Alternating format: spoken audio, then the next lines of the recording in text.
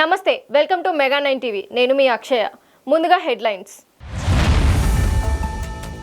ప్రధాని మోదీతో జమ్మూ కాశ్మీర్ సీఎం భేటీ, ఉగ్రదాడులు సహా పలు అంశాలపై చర్చ.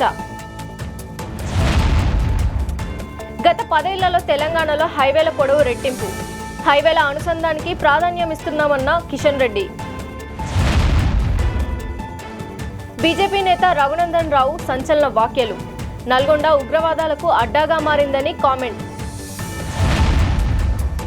ధాన్యం ఉత్పత్తిలో తెలంగాణే టాప్, పేదలకు సన్నబియ్యం పంపిణీ చారిత్రాత్మకమన్న ఉత్తమ్. ప్రధానమంత్రి నరేంద్ర మోదీతో జమ్మూ కాశ్మీర్ సీఎం ఒమర్ అబ్దుల్లా భేటీ అయ్యారు. సుమారు 30 నిమిషాల పాటు ఈ సమావేశం కొనసాగింది. జమ్మూ కాశ్మీర్లోని పహల్గామ్ ఉగ్రవాద దాడి సహా పలు కీలక అంశాలపై ఇరువురు చర్చించినట్లు అధికారులు తెలిపారు. పర్యాటకులే లక్ష్యంగా జరిగిన ఈ దాడి ఘటన అనంతరం నెలకొన్న పరిస్థితులు, భద్రతాపరమైన అంశాలపై చర్చించారు. నల్గొండ జిల్లా 2 రకాల తీవ్రవాదాలకు అడ్డాగా మారిందని బీజేపీ ఎంపీ రఘునందన్ రావు సంచలన ఆరోపణలు చేశారు. నల్గొండలో వామపక్ష తీవ్రవాదంతో పాటు ఐఎస్ఐ సంబంధిత కార్యకలాపాలు కూడా కొనసాగుతున్నాయని అన్నారు. బీజేపీ ఎదుగుదలను ఈ 2 రకాల తీవ్రవాద శక్తులు అడ్డుకునే ప్రయత్నం చేస్తున్నాయని ఆగ్రహం వ్యక్తం చేశారు. అయినప్పటికీ తమ పార్టీ కార్యకర్తలు ప్రాణాలకు తెగించి పార్టీ కోసం పనిచేస్తున్నారని కితాబిచ్చారు. Nalgonda is such a sensitive district. ఈనాడు వామపక్ష తీవ్రవాదం, ఇటు ఐఎస్ఐ తీవ్రవాదం అన్నింటికీ ఇది అడ్డాగా ఉపయోగపడుతుంది. భారతీయ జనతా పార్టీ ఎదుగుదలకి మొదటి నుంచి ఇక్కడ ఈ 2 తీవ్రవాద సంస్థలకు సంబంధించిన వ్యక్తులు వ్యతిరేకంగా పనిచేస్తుంటే మా కార్యకర్తలు అనేక మంది ప్రాణత్యాగాలు కూడా ఈ జిల్లా లోపల భారతీయ జనతా పార్టీని కొనసాగిస్తూ ముందుకు తీసుకుపోతా ఉన్నారు. This is the right time after Pahalgam incident. బట్టలు ఇప్పించి మతం పేరు మీద హిందువులను కాల్చి చంపిన తర్వాత ఇలా హిందూ సమాజం ఆలోచించాలి. ఎటు పోతా ఉంది దేశం? రోజు లవ్ జిహాద్ అన్నారు, ల్యాండ్ జిహాద్ అంటున్నారు. కిషన్ గాంధీ గుజరాత్, బీహార్ ఇట్లాంటి ప్లేస్లలో ల్యాండ్ జిహాద్ కు వస్తున్నారు. ఇట్లా రకరకాలైనటువంటి పేర్లు చెప్పుకుంటూ వస్తూ ఇలా మదర్సాల పేరిట జిహాద్ చేస్తా ఉన్నారు. కాబట్టి మదర్సాలన్నీ కూడా నేను సూటి కడుతున్న మా నల్గొండ జిల్లా కలెక్టర్ గారిని, ఎస్పీ గారిని, మీరు స్కూల్ ఇన్స్పెక్ట్ చేస్తారు, కాలేజీలు ఇన్స్పెక్ట్ చేస్తారు, ఆసుపత్రులు ఇన్స్పెక్ట్ చేస్తారు. We have no objection. అట్లే మదర్సాలను ఇన్స్పెక్ట్ చేయండి. మదర్సాలో ఉన్న విద్యార్థుల పేర్లు తీసుకోండి. అక్కడ ఉన్నటువంటి టీచర్లు ఎవరనేది ఎంక్వైరీ చేయండి. వాళ్ళకి ఇస్తున్న సర్టిఫికేట్ కోర్స్ ఏంటి అనేది ఎంక్వైరీ చేయండి. కేంద్ర ప్రభుత్వం గత 10 ఏళ్లలో తెలంగాణలో జాతీయ రహదారుల నిర్మాణాన్ని వేగవంతం చేసిందని సెంట్రల్ మినిస్టర్ కిషన్ రెడ్డి అన్నారు. రహదారుల అభివృద్ధికి తమ మోదీ సర్కార్ అధిక ప్రాధాన్యత ఇస్తుందని తెలిపారు. దశాబ్ద కాలంలో తెలంగాణలో జాతీయ రహదారులను అభివృద్ధి చేసినట్టు కిషన్ రెడ్డి పేర్కొన్నారు. రాష్ట్రంలోని మొత్తం 33 జిల్లాలకు గాను 32 జిల్లాల మీదుగా ఇప్పుడు జాతీయ రహదారులు వెళ్తున్నాయన్నారు. రహదారుల అభివృద్ధి జరిగితేనే రాష్ట్రానికి పెట్టుబడులు వస్తాయని, అనుసంధానం అత్యంత కీలకమని కిషన్ రెడ్డి అభిప్రాయపడ్డారు. విజయవాడ అనిల్ న్యూరో సెంటర్ దగ్గర కాసేపు ఉద్రిక్తత చోటు చేసుకుంది. ఆసుపత్రిలో చికిత్స పొందుతూ VMC working inspector Kokkiligadda Suryanarayana Varma చనిపోయారు. వైద్యుల నిర్లక్ష్యమే కారణమంటూ బంధువులు ఆందోళనకు దిగారు. కడుపు నొప్పితో వచ్చిన వ్యక్తిని చంపేశారంటూ హాస్పిటల్ యాజమాన్యంపై బంధువులు ఆరోపించారు. కనీసం శవాన్ని కూడా చూపించడం లేదని మండిపడ్డారు. తమకు న్యాయం చేయాలని బాధితులు డిమాండ్ చేశారు. ఇక్కడ అసలు ఈ సర్జరీ ఈ డాక్టరే కాదంట, అసలు చేసేతనే కాదంట. అసలు మేము చేస్తాము, మేము హామీ ఉన్నాం అని చెప్పి ఇక్కడ తీసుకొచ్చిన తర్వాత ఎవరో ఆడు రాజేంద్ర అంట, ఆ ఎదవ ఇక్కడికి రాశాడు. ఆడికి కంప్లైంట్ ఇచ్చింది, అక్కడ స్కానింగ్ కి అక్కడికి ఇచ్చారు. ఆ ఎదవ డబ్బుల గురించి ఇక్కడికి మమ్మల్ని తీసుకొచ్చారు. ఆ ఏదో ఏమో ఇక్కడ తీసుకొచ్చి మాకు మనిషి ఎలాగ నడుచుకుంటూ వచ్చాడో అలా కాకుండా మాకు బాడీని ఎలాగ ఇచ్చేస్తున్నారు. ఇవ్వమని చెప్పేసి అంటున్నారు. మళ్ళీ ఇంకా మాకు న్యాయం చేయాలండి. అసలు ఏంటి అసలు ఈ డాక్టర్ అసలు ఏంటో అసలు చెప్పాలండి. అసలు ఈ డాక్టర్ చేసేవాళ్ళు కాదండి. అసలు మాకు యూరిన్ అసలు డాక్టర్ ఆపరేషన్ చేశాడు, లోపల పెట్టాడు. యూరిన్ ఇన్ఫెక్షన్ ఎలాగొస్తుంది? ఏమన్నా మేము రోడ్డు మీద తిప్పాము ఆయనని, ఐసీలోనే కదా ఉంచింది, ఆయనదే కదా బాధ్యత. యూరిన్ ఇన్ఫెక్షన్ ఎలాగొస్తుంది? అది కూడా మాకు బాడీ నిన్న ఇప్పటి వరకు ఏం చెప్పలేదు. మా హైదరాబాద్ నుంచి మా వాళ్ళు వచ్చారు. అక్కడికి వచ్చిన తర్వాత ఇక మా మనుషులు వచ్చిన తర్వాత ఇప్పుడు బాడీ లేదని చెప్పి ఆ గట్టిగా అడగబట్టి చెప్పాడు ఆయన. అంతవరకు డబ్బులు గుంజడానికి ఇంకా బాడీని ఆడిస్తున్నాడు. మా బాబాయ్ అవుతారండి. పొట్ట నొప్పి వస్తుందని చెప్పి మామూలుగా టెస్ట్ అని పంపించారు, స్కానింగ్ కి ఎక్యురేట్ డైగ్నోసిస్ పంపించారు. వాళ్ళు అక్కడి నుంచి రిఫర్ చేశారు ఇక్కడికి, అనిల్ న్యూరో గారికి. ఇక్కడికి వచ్చిన చిన్న సర్జరీ ఏం కాదు, తగ్గిపోతుంది, సర్జరీ చేసి పంపించేస్తాం రోజులు అని చెప్పారు. ఇప్పుడు నెక్స్ట్ ఏం జరిగిందంటే ఒక 3 days అబ్జర్వేషన్ పెడతామని చెప్పారు. ఆ 3 days లివర్ పోయింది, లంగ్స్ పోయినాయి, కిడ్నీస్ పోయినాయి అని చెప్తున్నారు. ఇప్పుడు ఏం చెప్తున్నారంటే సడన్గా ఇప్పుడు మేము పెట్టి కూడా 9 to 10 days అవుతుంది, ఇప్పుడు చనిపోయారని చెప్తున్నారు. అదే మీరు ముందు చెప్పలేదా ఏమి? మాకు అసలు ఏం చెప్పలేదు, నాకు క్రిటికల్గా ఉందని కూడా మాకేం చెప్పలేదు, మాకు అసలు ఏ ఇంటిమేషన్ లేకుండా చేశారు. ఇప్పుడు గట్టిగా అడుగుతుంటే చనిపోయారు, డబ్బులు కట్టేసి తీసుకెళ్ళాలని మమ్మల్ని డిమాండ్ చేస్తారు. మంచినీటిని ఎక్కువగా తీసుకోవడం వల్ల డీహైడ్రేషన్ బారి నుంచి తప్పించుకోవచ్చని ప్రముఖ general physician doctor Rohit Reddy అన్నారు. ఎండాకాలంలో ఎలాంటి జాగ్రత్తలు తీసుకుంటే మంచిదో, ప్రజలు ఎలాంటి ఆహారాలు తీసుకుంటే ఎండదెబ్బ బారిన పడకుండా ఉంటారో మెగా9 టీవీకి ప్రత్యేకంగా వివరించారు. అవసరమైతేనే ప్రజలు బయటకి రావాలని, ఒకవేళ వచ్చినా కూడా ఉదయం 10 లోపే తిరిగి ఇంటికి వెళ్లాలని సూచించారు. కాటన్ దుస్తులు, తలకి టోపీ ధరించడం ద్వారా ఎండదెబ్బ బారిన పడకుండా ఉంటారంటున్న డాక్టర్ రోహిత్ రెడ్డితో మా వరంగల్ ప్రతినిధి రాము ఫేస్ టు ఫేస్. ఎండలు మండిపోతున్నాయి, బాణుడి బగబగలకు జనాలు బెంబేలెత్తుతున్న పరిస్థితి. ఉదయం 10 అయిందంటే చాలు రోడ్ల మీదకి రావాలంటేనే జనాలు జంకుతున్న పరిస్థితి. ఎప్పుడు లేని విధంగా విపరీతమైన ఎండలతో జనాలు ఇంత డిహైడ్రేషన్ గురై హాస్పిటలైజ్ అవుతున్న పరిస్థితి. అసలు ఈ ఎండాకాలంలో ఎలాంటి జాగ్రత్తలు తీసుకోవాలి, అసలు ఏంటని చెప్పేసి తెలుసుకునే ప్రయత్నం చేద్దాం. ప్రస్తుతం మనతో పాటు ప్రముఖ general physician doctor Rohit Reddy గారు ఉన్నారు. వాళ్ళని మరిన్ని విషయాలు తెలుసుకుంటారు. సార్ నమస్తే సార్. సార్, ఇప్పుడు ఎండాకాలం వచ్చింది, జనాలందరూ ఈ డిహైడ్రేషన్ గురై చాలా ఇబ్బందులు పడుతున్న పరిస్థితి. ఈ నేపథ్యంలో వాళ్ళు అసలు ఎలాంటి జాగ్రత్తలు తీసుకుంటే బాగుంటుంది, ఎలాంటి ఆహారం తీసుకుంటే బాగుంటుంది సార్ చెప్పే ప్రయత్నం చేస్తారు. నా పేరు డాక్టర్ రోహిత్ రెడ్డి ఆట, జనరల్ మెడిసిన్. జనరల్గా ఏంటంటే ఈ ఎండాకాలం అనేది మనకు మార్చ్, ఏప్రిల్, మే మంత్లో చాలా ఎండలు అనేది రావడం అయితే ఉంటుంది. మెయిన్గా ఎండలు అంటే మనకి ఇప్పుడున్న ఈ మే మంత్ స్టార్టింగ్లో అయితే మినిమం మనకు మార్నింగ్ 11 దాటంగానే 37 డిగ్రీస్ మినిమం ఉంటుంది. సో ఇలాంటి టైంలో మనం అత్యవసరమైన జాగ్రత్తలు తీసుకోవాల్సింది ఏంటంటే మెయిన్గా మార్నింగ్ ఉదయం 11 గంటల నుంచి 4 గంటల వరకు ఎంతవరకు మనకు బయటికి రాకుండా ఉంటే అంత మంచిది. అదొకటి. తర్వాత అదొకటే కాకుండా మన చిన్నపిల్లలు కూడా చాలా జాగ్రత్తలు తీసుకోవాలి. మెయిన్గా వాటర్ కంటెంట్ అనేది ఎక్కువ తీసుకోవడం వల్ల మనకు డిహైడ్రేషన్ అనేది రాకపోవడం అనేది జరుగుతుంది. మెయిన్గా వాటర్ కంటెంట్ దేంట్లో ఎక్కువ ఉంటుంది అంటే మెయిన్గా పండ్లలో అంటే ఇట్లా మన పుచ్చకాయలు కానీ, లేకపోతే మన కర్బూజాకాయలు కానీ, మన వేరే డిహైడ్రేషన్ సంబంధించి దాన్ని సాల్వ్ చేయడానికి మాత్రం మన ఏదైనా షర్బత్ లాంటిది కానీ, బటర్ మిల్క్ లాంటిది కానీ, లేకపోతే ఓఆర్ఎస్ కంటెంట్ కానీ ఇలాంటివి తీసుకుంటే మంచిది. ఇలాంటి టైంలో ఈ ఎండాకాలంలో చాలామంది దాహం అవుతుందని కదా అని ఎన్నో ఈ కూల్ డ్రింక్స్, చల్లటి నీటి పదార్థాలు తీసుకోవడం జరుగుతుంది. ఆ కూల్ డ్రింక్స్ మాత్రం అస్సలకే తీసుకోకూడదు.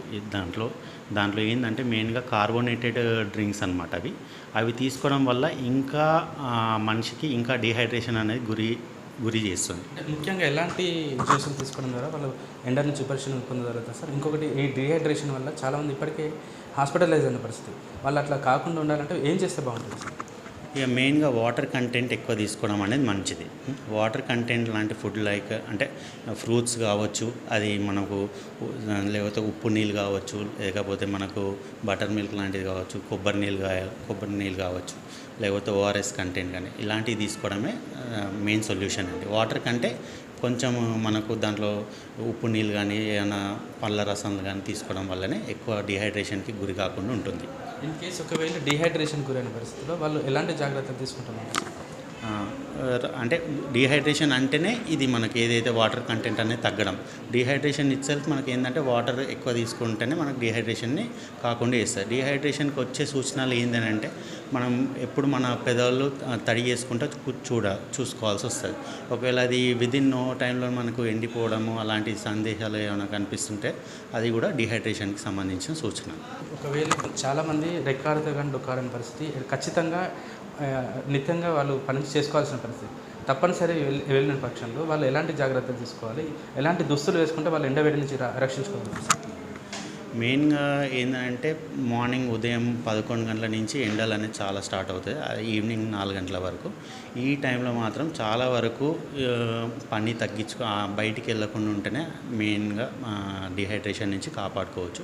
ఒకవేళ అత్యంత అవసరమైన పనులకు వెళ్ళాల్సి వస్తే మాత్రం కొంచెం లూజ్ బట్టలు లాంటి సన్నటి క్లాత్ అట్లాంటివి వేసుకొని స్కిన్ మెయిన్గా మన ఎండ నుంచి కాపాడుకోవాలి. ఎందుకంటే డిహైడ్రేషనే కాకుండా మనకు స్కిన్ ద్వారా అంటే మన ఈ ఎండ ద్వారా స్కిన్ ఇన్ఫెక్షన్స్ కూడా చాలా కారణాలు వచ్చే అవకాశాలు ఉంటాయి. మెయిన్గా ఈ స్కిన్ ఇన్ఫెక్షన్స్ రాకుండా ఉండాలంటే మెయిన్గా మనం మాయిశ్చరైజర్ క్రీమ్ కానీ లేకపోతే సన్ స్క్రీన్ లోషన్స్ కానీ అవన్నీ అప్లై చేసుకొని వెళ్ళాల్సి వస్తుంది. ఈ ఎండ దగ్గర బారిన పడిన వాళ్ళకి మీరు ఎలాంటి ట్రీట్మెంట్ అందిస్తారు? వాళ్ళకు ఎలాంటి వెసులుబాటు ఉంటుంది సార్? ట్రీట్మెంట్ అంటే ఏం లేదు, వాటర్ కంటెంట్ ఎక్కువ తీసుకోవాలి. అట్లీస్ట్ ఎవరైనా ప్రతి లీటర్స్ అయితే మినిమం తీసుకోవాల్సి వస్తుంది. అవే తీసుకోవడం కాకుండా బయటికి వెళ్ళేటప్పుడు కొంచెం ప్రొటెక్షన్గా అంటే మనకు అంటే ఎండలో వెళ్ళినప్పుడు యూవీ రేస్ తగలడం ఈ ఎండకి, సో దానివల్ల సన్ స్క్రీన్ మినిమం దానికి లెవెల్ ఉంటుంది. సన్ స్క్రీన్ లోషన్కి అనేది మినిమం SPF లెవెల్ 30 అనేది ఉంటుంది. ఆ మినిమం 30 SPF లెవెల్ 30 ధరిస్తే సరిపోతుంది. ఎండలు విపరీతంగా మండుతున్న నేపథ్యంలో జనాలు అత్యవసరం అయితేనే బయటకు వచ్చి వాళ్ళ రోజువారీ కార్యక్రమాలను చేపట్టుకోవాలని, అంతేకాకుండా వీలైనంత వరకు జాగ్రత్తలు, టోపీలు లాంటివి, చల్లటి అంటే కాటన్ వస్తువులు ధరించి కూడా వాళ్ళు ఎండ నుంచి ఉపశమనం పొందొచ్చు. అంతేకాకుండా వీలైనంత ఎక్కువ వాటర్ తీసుకోవడం వల్ల డీహైడ్రేషన్ గురి కాకుండా చూసుకోవచ్చు అని చెప్పేసి డాక్టర్ గారు చెప్తున్నారు. కెమెరా పర్సన్ భిక్షపతితో రాము, మెగానన్ టీవీ వరంగల్. ఉమ్మడి పశ్చిమ గోదావరి జిల్లా వ్యాప్తంగా ఎండలు దంచి కొడుతున్నాయి. ప్రధాన రహదారులన్నీ మధ్యాహ్నం 12 గంటలకే నిర్మానుష్యంగా మారిపోతున్నాయి. వాతావరణంలో మార్పుల వల్ల అధిక ఉష్ణోగ్రతలు నమోదవుతున్నట్లు తెలుస్తుంది. ప్రజలు ఎండ వేడిమికి శీతల పానీయాలు, ముంజలు, కొబ్బరి బోండాలు, పుచ్చకాయలు వంటి చలువ పదార్థాల వైపు మొగ్గు చూపుతున్నారు. దీనిపై మరింత సమాచారం మా ప్రతినిధి చైతన్య అందిస్తారు. రాష్ట్ర వ్యాప్తంగా కూడా ఎండలు మండిపోతున్నాయి. ఇటు జిల్లా వ్యాప్తంగా కూడా ఉదయం నుంచి కూడా సాయంత్రం 6 అయినప్పటికీ కూడా ఎండ వేడైతే తట్టుకోలేక ప్రజలెవరూ బయటికి రాలేని పరిస్థితి ఉంది. జిల్లా వ్యాప్తంగా కూడా ఇప్పుడు మనం ప్రధాన కూడలిలో ఉన్నాం. ఇటు ఎండ తీవ్రతకి మధ్యాహ్నం 12 గంటలకే నిర్మానుష్యంగా మారిన పరిస్థితి కనపడుతుంది. మే నెల ఎంట్రన్స్లోనే ఇలా ఉందంటే అయితే రోహిణీ కార్తె వచ్చేటప్పటికి కూడా ఎండలు తీవ్రంగా పెరిగిపోతాయని చెప్పి కూడా వాతావరణ శాఖ అయితే తెలుపుతుంది. అయితే ఇప్పుడు వాతావరణంలో మార్పుల వల్ల ఇటు రాత్రులు సాయంకాలం అయ్యేటప్పటికి కూడా చిరుజల్లులు పడుతున్నాయి గత 4 రోజుల నుంచి. అలాగే ఉదయం ఇటు 7 గంటల నుంచే కూడా ఎండ మొదలైపోతుంది. అలాగే సాయంత్రం 5-6 గంటల వరకు కూడా ఎండ దిగిన పరిస్థితి ఉంది. అలాగే ఇటు 35 నుంచి 45 డిగ్రీల వరకు కూడా ఇక్కడ ఉష్ణోగ్రతలు అయితే నమోదయ్యే పరిస్థితి ఉంది. ఈ ఎండ వేడిమికైతే ఇటు ప్రజలందరూ కూడా బయటకు రాని పరిస్థితి ఉంది. ఉన్న వాళ్ళు కూడా ఎవరైతే అత్యవసర పరిస్థితుల్లో బయటకు వస్తున్నారో వారందరూ కూడా ఇటు మొహానికి స్కార్ఫులు కట్టుకొని అలాగే ఇటు క్యాపులు పెట్టుకొని అలాగా గొడుగులు వేసుకొని కూడా బయటకు వచ్చే పరిస్థితి ఉంది. అలాగే ఈ ఎండ వల్ల ఈ ఎండకి తీవ్రతని తట్టుకొని ఎలాంటి ప్రికాషన్స్ తీసుకోవాలి, ఇటు ఎండలో తిరగడానికి ఎలా రావాలి అన్నది కూడా ఆయన చెప్పే పరిస్థితి ఉంది. ఏమంటే ఇప్పుడు ఈ ఎండ తీవ్రత బాగా ఎక్కువగా ఉంది కదండి, దాంట్లో ఎలాంటి ప్రికాషన్ తీసుకొని రావాలంటారు? సార్, ప్రతి ఒక్కరు ఎండల బాబోయ్ అంటారు, కానీ ఎండాకాలం కూడా తగ్గ జాగ్రత్తలు తీసుకుంటే చాలా వరకు మనం సేఫ్ సైడ్కి ఉండొచ్చండి. ముఖ్యంగా ఏమైనా పనుంటే ఉదయం పూట కానీ సాయంత్రం పూట చేసుకుంటే చాలా మంచిది మాట. వీలైనంత వరకు లూజుగా ఉన్న దుస్తులు వేసుకుంటే, కాటన్ దుస్తులు వేసుకుంటే చాలా మంచిది మాట. మెయిన్ ముఖ్యంగా దాహం వేస్తే వాటర్ తాగడం కాదు, ముందే దాహం వేసినప్పుడు కన్నా ముందే దాహం తీసే మజ్జిగ కానీ, చెరుకు రసం కానీ, కొబ్బరి నీళ్ళు కానీ, పళ్ళ రసాలు తాగడం వల్ల చాలా వరకు ఉపశమనం కలుగుతుందన్నమాట. ముఖ్యంగా ఎండాకాలం అంటే చాలామంది ఎక్కువ రోగాల బారిన పడుతూ ఉంటారు, ఎక్కువ నీరసపడిపోతూ ఉంటారు. చాలా వృద్ధులైతే చాలా వరకు చెప్పలేని పరిస్థితులు ఉంటారన్నమాట. జాగ్రత్తలు తీసుకుంటే చాలా వరకు ఈ ఎండకు ఉపశమనం కలిగే మార్గాలు ఎన్నో ఉన్నాయి. ప్రతి ఒక్కరూ క్యాప్ ధరించవలసిందిగా, వీలైనంత వరకు ఎండాకాలం బయటికి రాకుండా సాయంత్రకాలం మనం పనులు ముగించుకోవలసి కోరుకుంటున్నాం. అయితే ఈ గడిచిన 3 రోజుల నుంచి కూడా ఇటు వర్షం రాత్రులు అయితే తుప్పర్లు పడుతున్నాయి, అలాగే చిరుజల్లులు పడుతున్నాయండి. మళ్ళీ ఉదయం ఎండ వేడి ఎక్కువైపోతుంది. అలాగే ఉదయం 7 గంటలకు వస్తుంది, అలాగే సాయంత్రం 6 గంటల వరకు కూడా హీట్ అయితే తగ్గే పరిస్థితి లేదు. ఎందుకని అంటారు?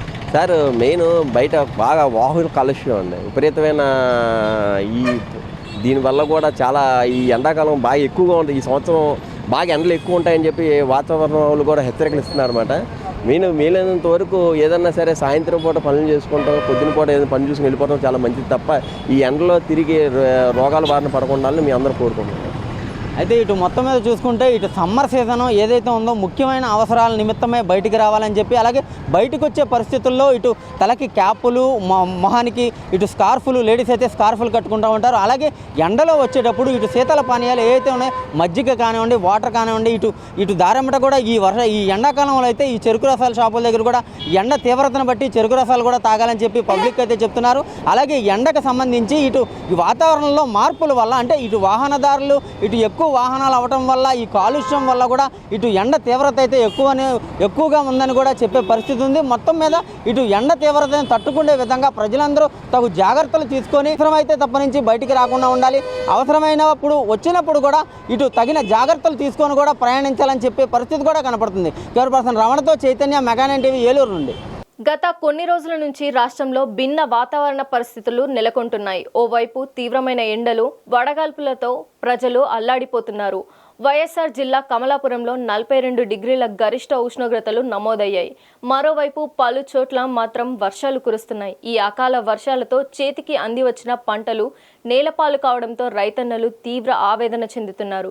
ఈ నేపథ్యంలో వాతావరణ శాఖ మరోసారి రాష్ట్రానికి హెచ్చరికలు జారీ చేసింది. ఆంధ్రప్రదేశ్లోని పలు ప్రాంతాల్లో నేడు రేపు మోస్తారు నుంచి భారీ వర్షాలు కురుస్తాయని తెలిపింది. దీనిపై మరింత సమాచారం మా ఉత్తరాంధ్ర ఇన్ఛార్జ్ దుర్గాప్రసాద్ అందిస్తారు. ఆంధ్రప్రదేశ్లో అనిశ్చితి వాతావరణం నెలకొంది. భిన్నమైన వాతావరణ పరిస్థితులు కనిపిస్తున్నాయి. ఉదయం పూట భానుడు తన ప్రతాపాన్ని చూపిస్తుంటే సాయంత్రం వేళలో ఏపీలో పలు చోట్ల మోస్తారు చిరుజల్లు కురుస్తున్న పరిస్థితి. విశాఖలోని వాతావరణ శాఖ అధికారులు తెలియజేసిన ప్రకారంగా రాగల 3 రోజుల పాటు కూడా ఏపీలో పలు జిల్లాల్లో తేలికపాటి నుంచి మోస్తారు వర్షాలు పడే అవకాశం ఉన్నట్టు వాతావరణ శాఖ అధికారులు తెలియజేశారు. అయితే ప్రస్తుతం ఏపీ రాష్ట్ర వ్యాప్తంగా కూడా వాతావరణ పరిస్థితులు చూస్తుంటే అనిశ్చితి స్థితిలో కొనసాగుతుందని చెప్పుకోవచ్చు. భిన్నమైన వాతావరణం కొనసాగుతుంది. అయితే దీని ప్రభావంతో ఏదైతే తేలికపాటి నుంచి మోస్తారు వర్షాలు కురవచ్చని కూడా అటు అమరావతి వాతావరణ శాఖ కూడా ఇప్పుడే లేటెస్ట్గా తెలియజేయడం జరిగింది. అయితే పలు ప్రాంతాల్లో కూడా పిడుగులు పడే అవకాశం ఉందని వెల్లడించింది. దీని ప్రభావంతో గంటకు 40 నుంచి 50 కిలోమీటర్ల వేగంతో ఈదురుగాలు వీచే అవకాశం ఉందని కూడా వాతావరణ శాఖ అధికారులు పేర్కొనడం జరిగింది. దీని ప్రభావంతో శనివారం, ఆదివారం, సోమవారం 3 రోజుల పాటు కూడా విజయనగరం, శ్రీకాకుళం, పార్వతీపురం, మన్యం జిల్లాల్లో ఓ మోస్తారు వర్షాలు కురవచ్చని కూడా వాతావరణ శాఖ అధికారులు అయితే అంచనా వేయడం జరిగింది. మరోవైపు అంబేద్కర్ కోనసీమ, కాకినాడ, తూర్పుగోదావరి, పశ్చిమ గోదావరి, ఏలూరు, కృష్ణా, ఎన్టీఆర్, గుంటూరు, బాపట్ల, ప్రకాశం, పొట్టి శ్రీరాములు, నెల్లూరు, అదేవిధంగా విశాఖపట్నం, అనకాపల్లి, నంద్యాల, అనంతపురం, సత్యసాయి జిల్లాల్లో కూడా ప్రస్తుత వాతావరణ పరిస్థితి ప్రకారంగా చూస్తే జల్లులు లేదా ఓ మోస్తారు వానలు పడవచ్చని చెప్పేసి కూడా వాతావరణ శాఖ అధికారులు పేర్కొనడం జరిగింది. అయితే నిన్న ప్రధానంగా వైఎస్ఆర్ జిల్లా కమలాపురంలో 42 డిగ్రీల నమోదైతే రిజిస్టర్ అవ్వడం జరిగింది. మరోవైపు నంద్యాల జిల్లా గుల్లదుర్తిలో 41.7, అదేవిధంగా తిరుపతి జిల్లా వెంకటగిరిలో 41.3 డిగ్రీల గరిష్ట ఉష్ణోగ్రత కూడా నమోదవడం జరిగింది. అయితే మరోవైపు పల్నాడు, బాపట్ల జిల్లాల్లో కూడా అటు రాయలసీమలోని పలు ప్రాంతాల్లో కూడా వాతావరణ మార్పుల్లో కారణంగా ఈదురుగాలు బీభత్సం సృష్టించాయని చెప్పుకోవచ్చు. ఉరుములతో, మెరుపులతో కూడిన వర్షం కూడా బలమైన గాలులు వేయడంతో అక్కడక్కడ కరెంట్ పోల్స్ కూడా, చెట్లు కూడా విరిగిపోయిన పరిస్థితి కూడా కనిపించింది. మరోవైపు ఉత్తరాంధ్రలో కూడా గత 2 రోజుల నుంచి కూడా భిన్నమైన వాతావరణ పరిస్థితి నెలకొని ఉదయం పూట ఎండ దంచుకొడుతుంటే సాయంత్రం పూట మాత్రం చల్లటి గాలులతో వీస్తూ రాత్రి సమయంలో పిడుగులతో కూడిన వర్షాలు కూడా కురుస్తున్న పరిస్థితి కనిపిస్తుంది. అయితే పూర్తిగా అనిశ్చితమైన వాతావరణ పరిస్థితులు కొనసాగుతున్నాయి. ఓవైపు ఎండలు, మరోవైపు వర్షాలతో పలు ప్రాంతాల్లో భిన్నమైన వాతావరణ పరిస్థితి కూడా ఈ రాష్ట్ర వ్యాప్తంగా కనిపిస్తుందని చెప్పుకోవచ్చు. ఇదే ప్రభావం మరో 3 రోజుల పాటు కొనసాగే అవకాశం ఉందని వాతావరణ శాఖ అధికారులు తెలియజేస్తున్నారు. కోస్తా ప్రాంతంలో కూడా ఎండలతో పాటు వర్షాలు కురుస్తున్నాయి. ఉదయం పూట ఎండలు, సాయంత్రం పూట వర్షాలు కురుస్తున్న పరిస్థితి. మరోవైపు రాయలసీమలో కూడా ఎండలు మండుతున్న పరిస్థితి. అనేక ప్రాంతాల్లో 40 నుంచి 43 డిగ్రీల వరకు కూడా ఉష్ణోగ్రతలు నమోదవుతున్నాయి. ప్రధానంగా ఉత్తరాంధ్రలో భిన్నమైన వాతావరణ పరిస్థితులను నెలకొన్నాయని చెప్పుకోవచ్చు. ఉదయం పూట ఎండలు దంచుకొడుతుంటే సాయంత్రం పూట అక్కడక్కడ చిరుజల్లు, ఉరుములతో కూడిన వర్షాలు కూడా పడుతున్న పరిస్థితి. ప్రధానంగా మన్యం జిల్లాలో గత 2 రోజుల నుంచి కూడా రాత్రిపూట వర్షాలు పడుతున్నాయి. మెరుపులతో, ఉరుములతో కూడిన వర్షాలు కూడా నమోదవుతున్న పరిస్థితి. అయితే అటు రాయలసీమ ప్రాంతంలో కూడా కొన్ని చోట్ల అధిక ఉష్ణోగ్రతలు నమోదవుతుంటే మరోవైపు 4 సెంటీమీటర్ల వరకు కూడా వర్షపాతం నమోదైనట్టు కూడా వాతావరణ శాఖ అధికారులు తెలియజేయగలిగింది. అయితే ఇదే భిన్నమైన వాతావరణ పరిస్థితి కూడా రాగల 3 రోజుల పాటు కొనసాగే అవకాశం ఉంది. మరొక 6 రోజుల పాటు కూడా ఇదే గరిష్టమైన ఉష్ణోగ్రతలు కూడా నమోదయ్యే అవకాశం ఉంది. అయితే ఈ 6 రోజుల తరువాత ఉష్ణోగ్రతలు పెరిగే అవకాశం ఉంది. మే 2వ వారం నుంచి కూడా వాతావరణంలో సాధారణ ఉష్ణోగ్రత కంటే అధికంగా ఉష్ణోగ్రతలు నమోదయ్యే అవకాశం ఉంది.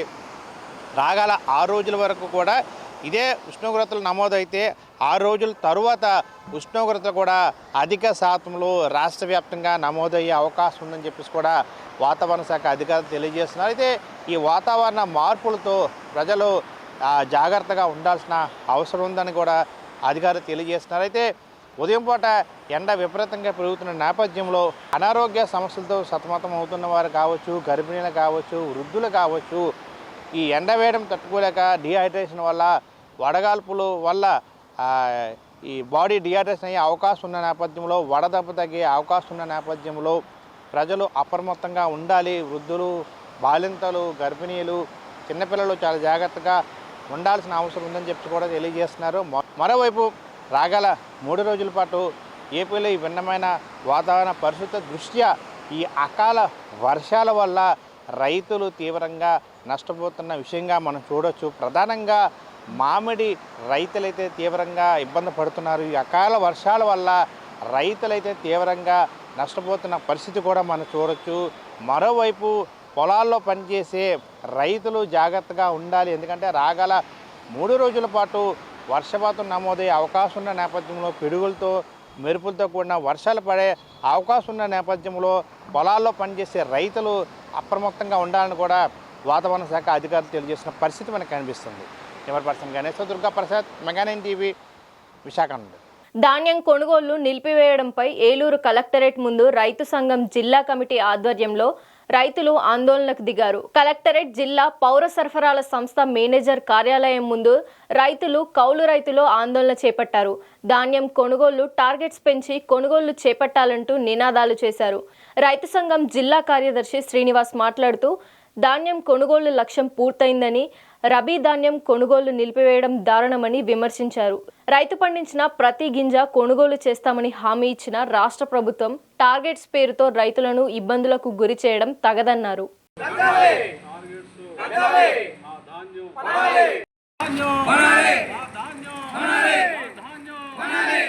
కె శ్రీనివాస్, ఆంధ్రప్రదేశ్ రైతు సంఘం ఏలూరు జిల్లా కార్యదర్శి. ఈరోజు రబీకి సంబంధించిన ధాన్యం కొనుగోళ్లు చివరి దశకు వచ్చింది. అయితే టార్గెట్స్ అయిపోయిన పేరుతోటి ఇవాళ కొనుగోళ్లు నిలిపివేశారు. దీనివల్ల రైతు చాలా ఇబ్బంది పడాల్సిన పరిస్థితి ఏర్పడతా ఉన్నది. ఇవాళ చాలా చోట్ల ఆల్రెడీ వాహనాల్లో లోడ్ చేసిన ధాన్యాన్ని కూడా మిల్లులకు తరలించే ప్రయత్నం చేయడం లేదు. దీనివల్ల కూడా రైతు ఇబ్బంది పడతా ఉన్నారు. గత 3 రోజులుగా ఇవాళ వెంకటాపురం రైతు సేవా కేంద్రం వద్దే ఒక లారీ మీద, ట్రాక్టర్ మీద ఉన్న ధాన్యం అక్కడే ఉండిపోయిన పరిస్థితి ఉన్నది. మరి టార్గెట్స్ అయిపోయిన పేరుతో ఉన్న ధాన్యాన్ని కొనుగోలు చేయకపోవడం వల్ల కౌలు రైతులు ప్రధానంగా నలిగిపోతూ ఉన్నారు, ఇబ్బంది పడుతూ ఉన్నారు. ఏం చేయాలో కూడా అర్థం కాక దిక్కుతోని స్థితిలో అల్లాడిపోతూ ఉన్నారు.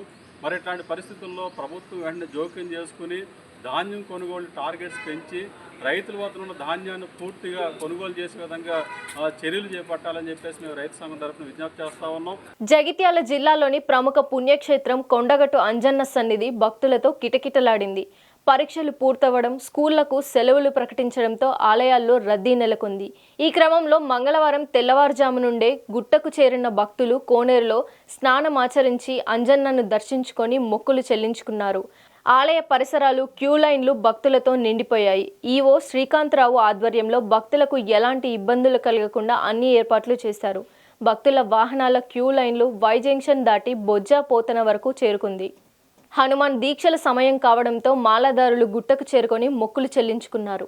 పిఠాపురం నియోజకవర్గం కుమారపురంలో ఎమ్మెల్సీ నాగబాబు చేతుల మీదుగా బాధితులకు సీఎం రిలీఫ్ ఫండ్ చెక్కులు అందజేశారు. ఈ సందర్భంగా ఆయన మాట్లాడుతూ ప్రభుత్వ పథకాలను ప్రజలు సద్వినియోగం చేసుకోవాలని పిలుపునిచ్చారు.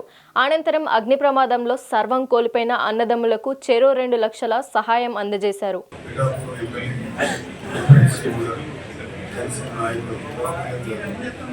ఆ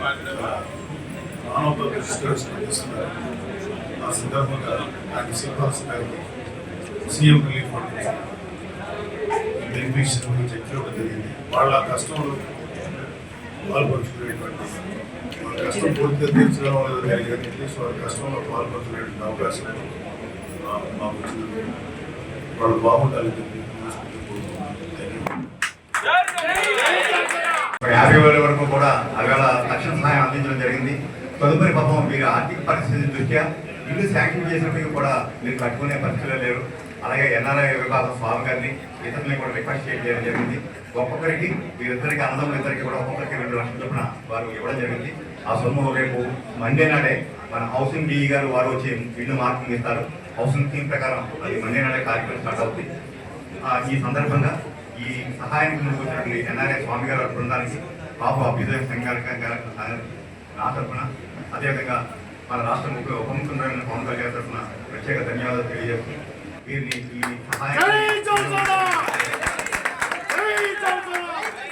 మచిలీపట్నం పోతేపల్లిలోని శక్తి వైన్స్ దగ్గర ఉద్రిక్తత చోటు చేసుకుంది. జనవాసాల మధ్య వైన్స్ ఏర్పాటు చేయడం పట్ల స్థానిక మహిళలు ఆందోళన చేపట్టారు. వైన్స్ ఎదుట ధర్నా నిర్వహించారు. మద్యం దుకాణాన్ని వెంటనే తొలగించాలని హోంమంత్రి అనితను కోరినా పరిష్కారం దొరక్కపోవడంతో ఆందోళనకు దిగినట్టు చెప్పారు. ఇళ్ల మధ్య వైన్స్ ఉండడంతో మహిళలు, చిన్నారులు తీవ్ర ఇబ్బందులు ఎదుర్కొంటున్నారని, ప్రజాప్రతినిధులు, కలెక్టర్, ఎక్సైజ్ అధికారులు చొరవ తీసుకొని తొలగించాలని వారు కోరారు.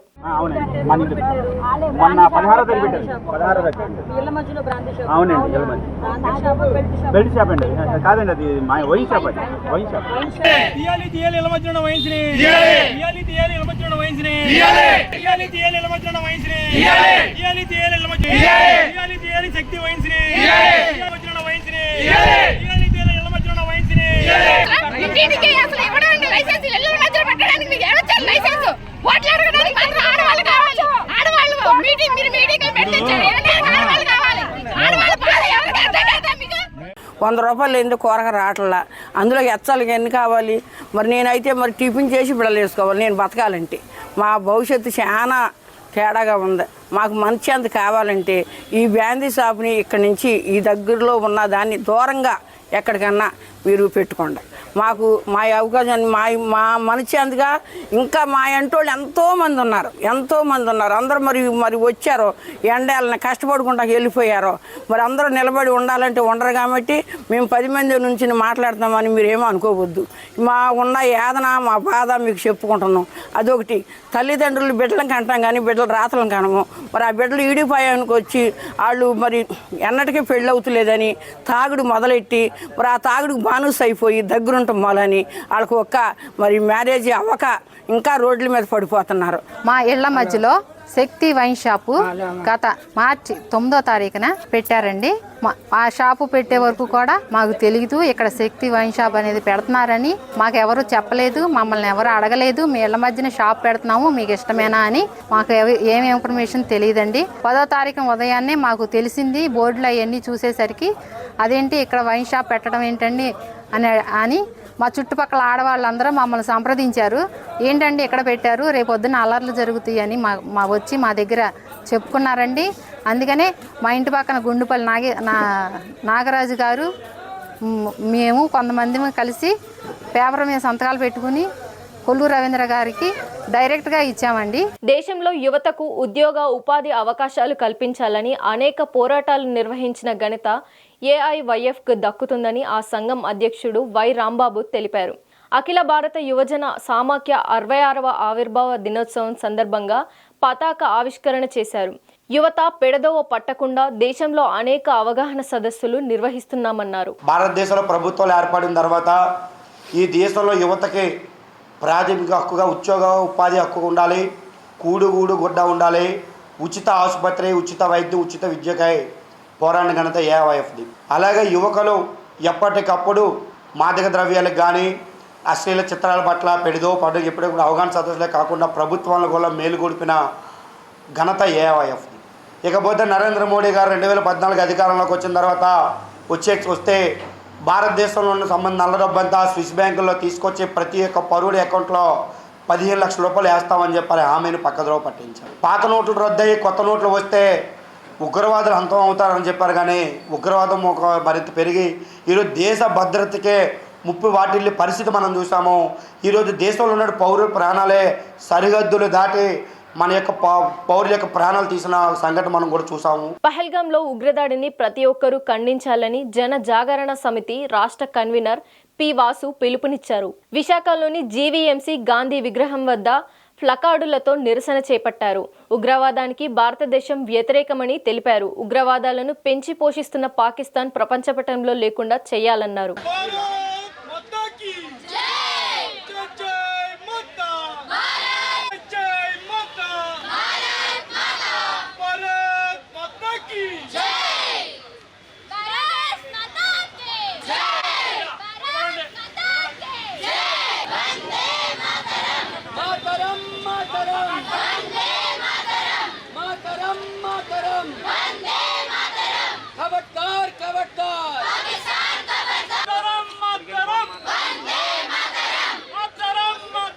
భారతదేశానికి భూతల స్వర్గం లాంటి కాశ్మీర్లోని పెహల్గాంలో 28 మంది భారతీయులను ఉగ్రవాదులు అత్యంత కిరాతకంగా హతమార్చిన సంఘటన యావత్ భారతదేశాన్ని శోక సముద్రంలో ముంచేసింది. భారతదేశం పాకిస్తాన్పై ఎలాగైనా ప్రతీకారం తీర్చుకోవాలనే కోపంతో ప్రతి భారతీయుడు రగిలిపోతున్నారు. మన ప్రియతమ ప్రధానమంత్రి నరేంద్ర మోడీ గారు భారత సైన్యానికి పూర్తి స్వేచ్ఛనిచ్చి పాకిస్తాన్ను ప్రపంచపటంలో లేకుండా చేసే విధంగా ఆదేశించడం మనందరికీ గర్వకారణం. అత్యంత దౌర్భాగ్యం ఏంటంటే పాకిస్తాన్లో ఉగ్రవాదులు ఉంటారు కానీ ఒక్క దేశద్రోహి కూడా కనపడడు. అదే భారతదేశంలో అడుగడుగునా పాకిస్తాన్కు మద్దతు తెలిపే దేశద్రోహులు ఉన్నారు. ఆ దేశద్రోహులు పాకిస్తాన్కు పారిపోయే విధంగా తరిమి కొట్టాలని జనజాగరణ సమితి భారతదేశంలో ఉన్న దేశభక్తులకు పిలుపునిస్తుంది. విశాఖ జీవీఎంసీ గాంధీ విగ్రహం వద్ద ఐఎన్టీయూసీ ఆవిర్భావ వేడుకలు నిర్వహించారు. ఐఎన్టీయూసీ అనేది దేశంలో స్వయం ప్రతిపాదిక గల సంస్థ అని, స్వాతంత్రానికి ముందే ఈ సంస్థ అవతరించిందని అన్నారు.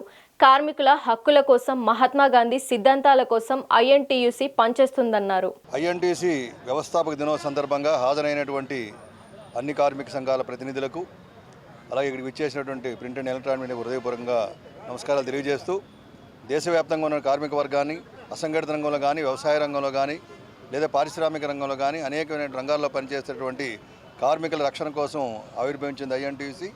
ఐఎన్టీయూసీ వ్యవస్థాపక దినోత్సవం సందర్భంగా వాళ్ళందరికీ కూడా శుభాకాంక్షలు తెలియజేస్తూ, ఐఎన్టీయూసీ అనేది దేశంలోనే నెంబర్ 1 ఆర్గనైజేషను. ఈరోజు దేశంలోనే కాకుండా ప్రపంచవ్యాప్తంగా ఏదైనా సమస్యలు వచ్చేటప్పుడు వాటిని వెలుగెత్తి చాటి వారికి అండగా ఉండి కార్మిక వర్గం ఊహించిన దానికంటే ఎక్కువ ప్రయోజనం సాధించడంలో ఐఎన్టీయూసీ సఫలీకృతం అవుతుంది. అంతేకాకుండా ఈ దేశంలో ఉన్నటువంటి నిరుద్యోగ యువతకు ఉపాధి కలగాలని ప్రయత్నం చేస్తూ కేవలం కార్మికుల తాలూకు హక్కుల కోసం, డిమాండ్ కోసం కాకుండా సామాజికంగా జరుగుతున్నటువంటి విషయాలను కూడా ఎప్పటికప్పుడు వెలుగెత్తి చాటుతుంది. ఉదాహరణకి ఈ మధ్యకాలంలో అందరినీ కూడా కలిసివేసే సంఘటన కాశ్మీర్లో టూరిస్టులు అందరూ వెళ్ళేటప్పుడు ఎంతోమంది పుల్వామా ఘటనలో చాలా పాకిస్తాన్ ఉగ్రవాదులు ప్రేరేపిత చాలామంది చనిపోయారు. వారికి అన్ని చోట్ల నివాళులర్పించే కార్యక్రమం జరిగింది. అలాగే చందనోత్సవంలో మరి అధికార నిర్లక్ష్యం వల్ల ఒక గోడ పడిపోతే కొద్దిమంది చనిపోవడం, వారి కుటుంబాలు కూడా నివాళులు అర్పించడం కార్యక్రమాలన్నీ కూడా ఐఎన్టీయూసీ చేయగలిగింది. ఈరోజు మేము ఆవిర్భావ దినోత్సవ పుట్టినరోజు కార్యక్రమం జరిపి జయప్రదం చేసుకుంటున్నాం. ఇక్కడ ప్రతి సంవత్సరం మీకు చేసుకోవడం అలవాటు జిల్లా ఎన్టీసీ ఆధ్వర్యంలో. అదేవిధంగా ఈరోజు కూడా చేసుకుంటున్నాం. భారతదేశంలో 3,30,00,000 మంది ఐఎన్టీసీ మెంబర్షిప్, దేశంలోనే అతి పెద్ద సంస్థ ఏదైనా ఉందంటే ఐఎన్టీసీ మాత్రమే. మరి దీనికి జాతీయ ఐఎన్టీసీ అధ్యక్షులు 96 సంవత్సరాల వయసులో కూడా అహర్నిశలు కార్మికుల గురించి కృషి చేస్తున్న డాక్టర్ జి సంజయ్ రెడ్డి గారి నాయకత్వంలో మేము పనిచేస్తున్నందుకు మాకు అందరం కూడా గర్వపడుతున్నాం. అదేవిధంగా జిల్లాలో కూడా మంత్రి రాజశేఖర్ గారి నాయకత్వంలో మేమందరం కూడా పనిచేస్తూ అన్ని కర్మాగారాలలో కూడా ఐఎన్టీసీ జెండా ఎగరేయడానికి వారి నాయకత్వంలో మేమందరం కూడా కృషి చేస్తున్నాం. మరి ఐఎన్టీసీ అనేది ఒక ఇండిపెండెంట్ ఆర్గనైజేషన్. ఇవి బులెటిన్ అప్డేట్స్. చూస్తూనే ఉండండి మెగా 9 టీవీ.